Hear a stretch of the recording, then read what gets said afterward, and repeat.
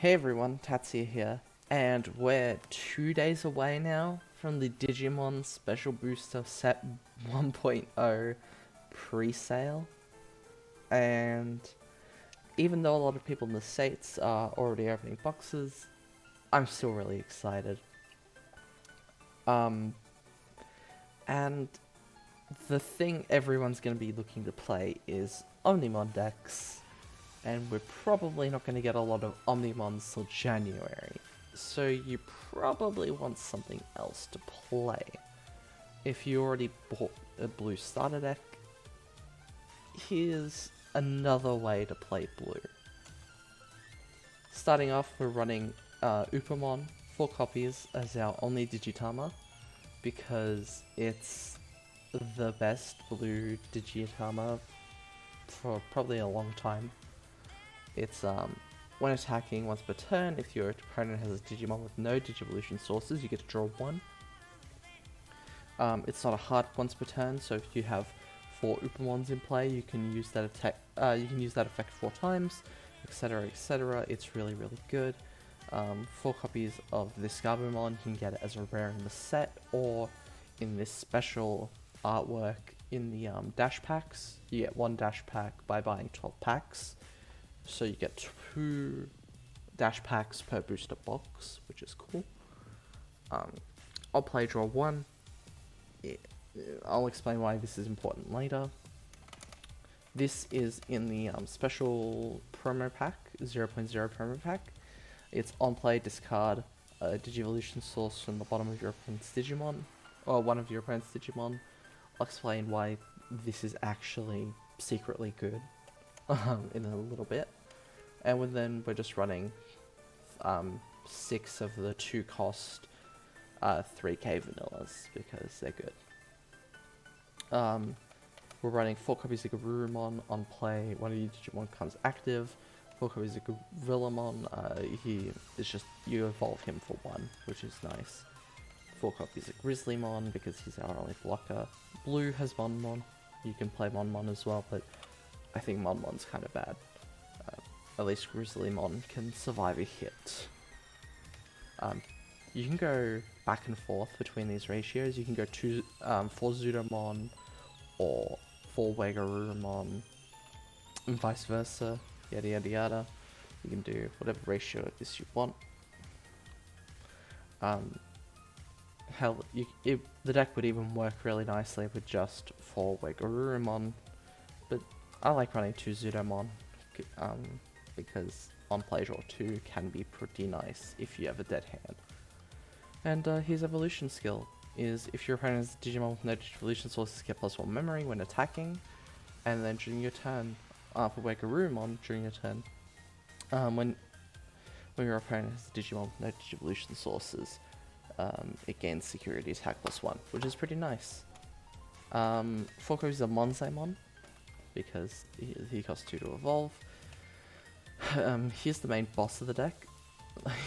It's 4 copies of Leopardmon. So Leopardmon has the skill when Digivolved, you get to take one of your Digimon from any one of your opponent's, any one of your Digimon's Digivolution sources, and you get to play it for free. You get to use its on-play effect, yada yada yada. As long as it's level 4 or less, you get to play it. This means that we can activate the on-play effect of Garurumon from our evolution sources. We can activate the on-play effect of our Gabumon from our evolution sources. We can activate the on-play effect of this Gabumon from our Digivolution sources, which, if we do, it contributes to getting these effects off.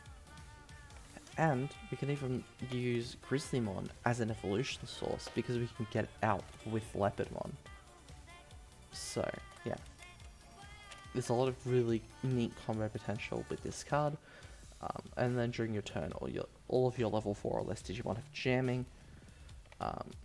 Jamming basically just means that when the Digimon fights in a security battle, regardless of what the opponent's security Digimon's DP is, your Digimon will always win the battle.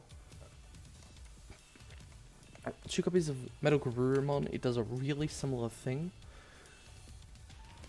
but it's 1 cheaper. um, to because this is 4 to evolve, this is 3 to evolve, so this is 1 cheaper.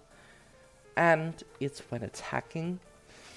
This means you can do this little combo where you attack with Metal Garurumon to bring out Garurumon from its own sources to make it active again, so you can attack with Metal Garurumon, so you can bring out one of these Gardrumons, and yada yada yada. It's pretty neat. 2 Omnimons, this is more for removal. Yeah, you can replace this. You can replace this with 2 more copies of Kakaida's Breath.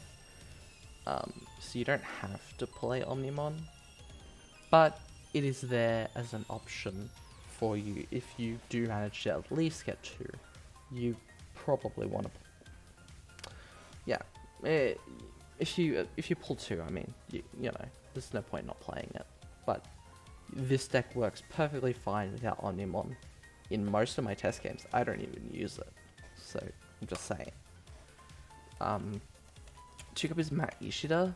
Matt is actually really good in this deck. Because Matt doesn't require you to play the Digimon from your hand. To activate its rest effect to discard one of your opponent's Digi-Evolution sources. Its effect can actually go off thanks to Leopardmon or Metal Garurumon. So you don't have to pay the cost for Matt's effect. You just get to use it. So that's really cool. And there's a lot of neat things about having 3 memory at the start of your turn that are really good in this deck. Like our level 4s. Sorry, our level 5s. 4 of them are 3 cost to evolve, so you can do that, plus evolve to Metal Garurumon, give your opponent 3. If they have a memory tamer that's already in play, they're already going to get 3, so yada yada yada, it's pretty good. Just to end off the deck, we're playing 4 copies of Vulcan's Hammer, or Hammer Spark, because +1 memory is busted, and if you check it from security, you get +2. A lot of people are probably going to leave themselves at 1 or 2 memory before their turn ends, because they're going to try and give you 1 to 2 memory. So if they attack into security before they play their last card, this punishes them for doing that if we check it from security. I've literally won a game because of Hammer Spark being in my security. And 2 copies of Kakaida's Breath. If you get 2 blue starter decks, you can play 4 and just ignore the Omnimons. But I play 2 because I play Omnimon in the deck. Ice Wolf Claw, Kakaida's Breath, sorry, is it bounces the Digimon back to hand and discards all their Digi-Evolution sources, rather than just flat out destroying your opponent's Digimon, like Omnimon does. But it's useful in its own context.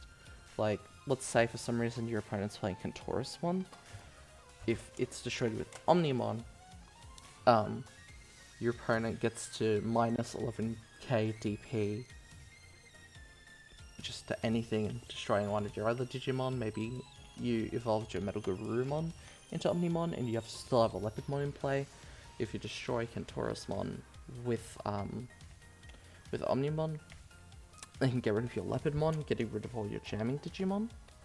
But if you use Ice Wolf Claw, or Kakaida's Breath as it's actually called, you can actually just put it back in their hand rather than destroying it, meaning that they don't get their skill off, yada yada yada. It's pretty neat.